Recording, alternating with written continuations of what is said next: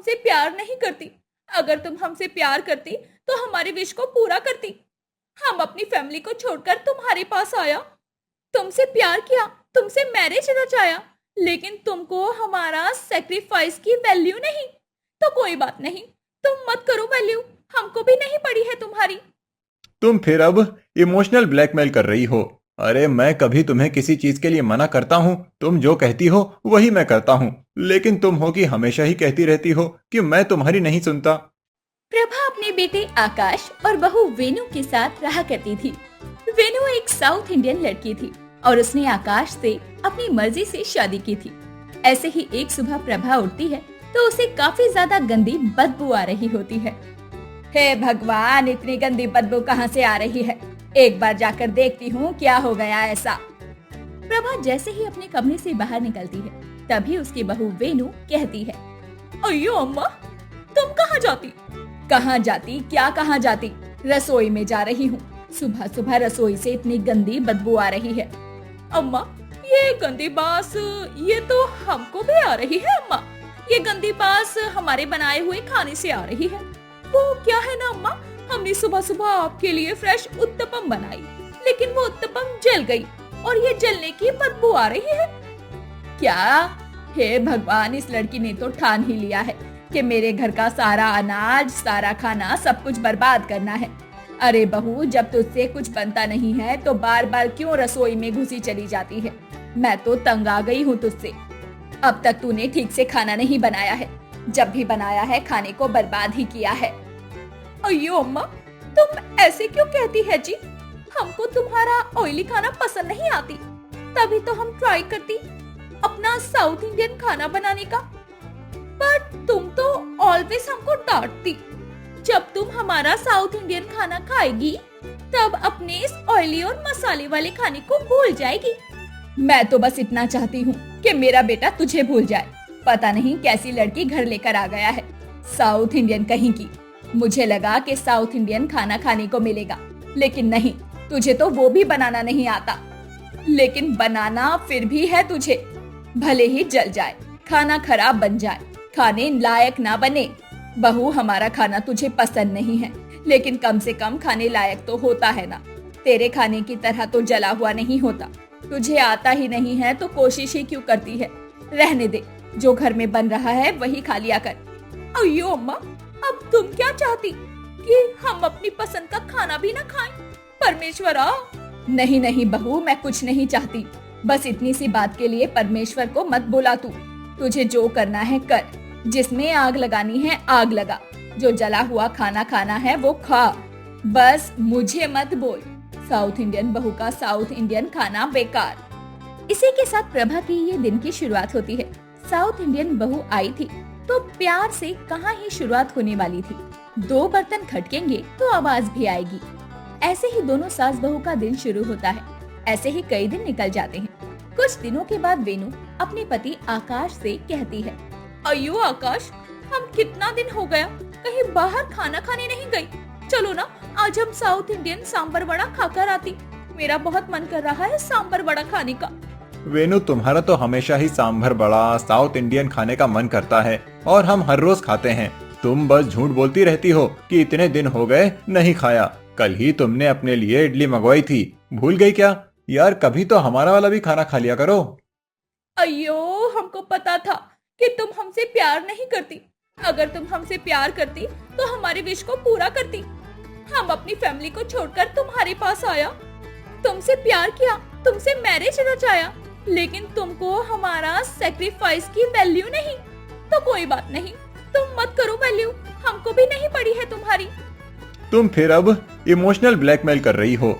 अरे मैं कभी तुम्हें किसी चीज के लिए मना करता हूँ? तुम जो कहती हो वही मैं करता हूँ, लेकिन तुम हो कि हमेशा ही कहती रहती हो कि मैं तुम्हारी नहीं सुनता।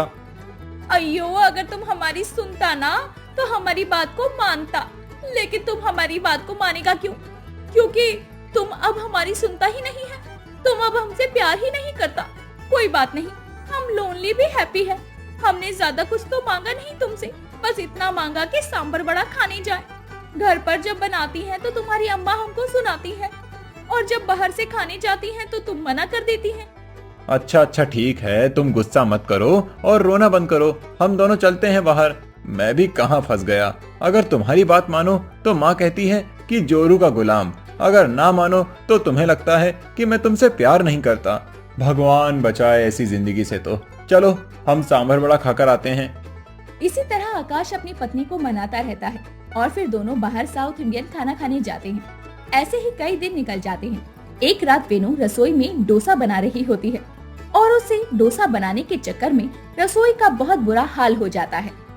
प्रभा अपनी सहेली ज्योति के साथ घर में आती है और रसोई का ऐसा हाल देखकर ज्योति कहती है, हे भगवान, प्रभा, ये तेरी रसोई का क्या हाल है? तू ऐसी रसोई में बना हुआ खाना खाती है? राम राम राम, ये तो ऐसी लग रही है जैसे मच्छी बाजार है। इतनी गंदगी है। ऊपर से तेरी बहू जो बना रही है, देख तो जरा कैसा जला हुआ है। इसे कोई खा भी सकता है क्या? और वहीं पर गैस पर इतनी सारी चीजें गिरी हुई है जिस पर मक्खियां लग रही हैं। छी छी छी छी। बहू, तूने रसोई का क्या हाल करके रखा है? देख रही है, तेरी वजह से मुझे कितना कुछ सुनने को मिल रहा है। अయ్यो अम्मा, अगर तुमको सुनने को मिल रहा है तो इसमें हमारी गलती थोड़ी ना है। ये तो आपकी फ्रेंड की गलती है। अरे किसी के घर में आती है तो उनसे अच्छे से मिलते हैं ना, उनकी हर चीज की बुराई नहीं करती।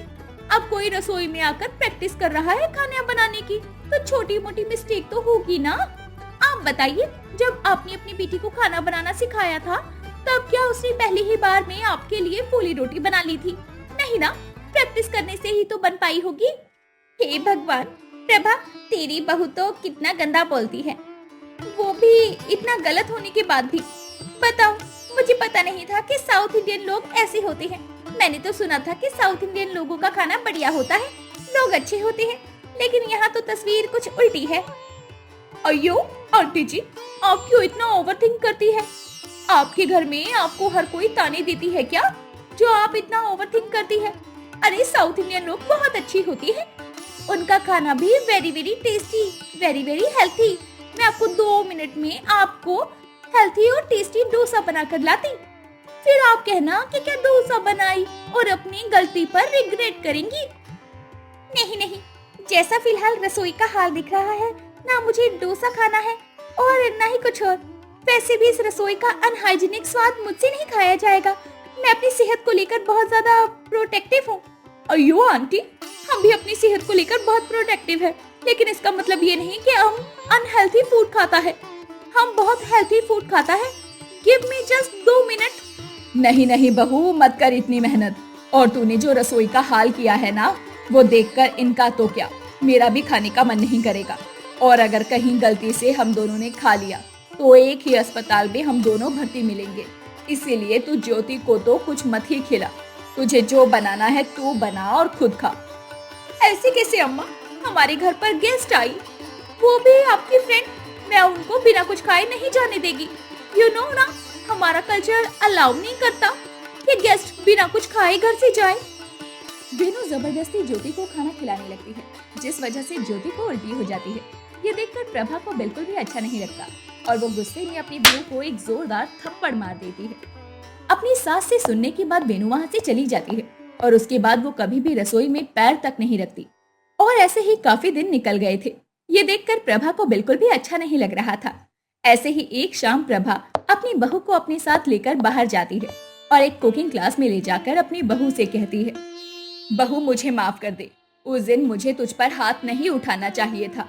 मुझे अपनी गलती का एहसास हो गया है।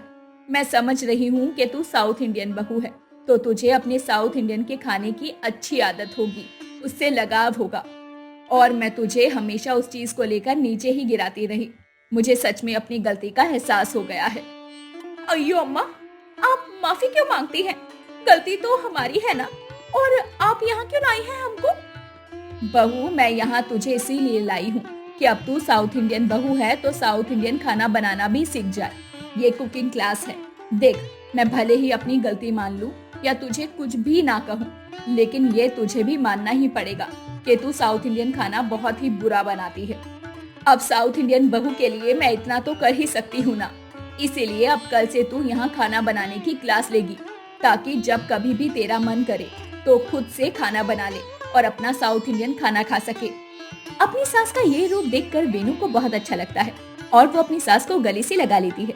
जिसके बाद वेनू साउथ इंडियन खाना बनाना सीखती है और फिर साउथ इंडियन बहू के अंदाज में ही वो सबको साउथ इंडियन खाना बनाकर भी खिलाती है।